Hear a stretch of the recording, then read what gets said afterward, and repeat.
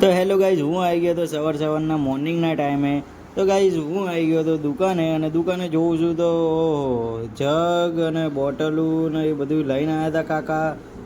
તો કાકાની થોડીક ચલો હેલ્પ કરાવી દઈએ. કાકા કહેતા હતા કે થોડીક મારી હેલ્પ કરાવી દે, તો હું એમની હેલ્પ કરાવું છું. અને હું અત્યારે છું બિઝી. તો હું ગાઈઝ એમને કહું છું કે તમે ઉપર ચડી જાઓ, હું તમને ઉપરથી ચડાવીને હું એમને મુકાઈ દઉં છું. તો થોડીક કાકા જોડે મસ્કરી કરીને હું દાંત કાઢવા માંડ્યો, અને એ પણ દાંત કાઢવા માંડ્યા સવારના ટાઈમે.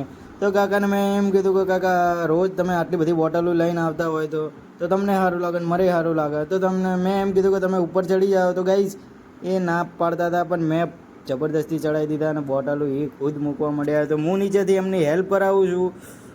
મેં કીધું એમને रुको जरा सबर करो। તો હું કાકાની કરવા માંડ્યો હેલ્પ ને હું હતો આ થોડોક બિઝી.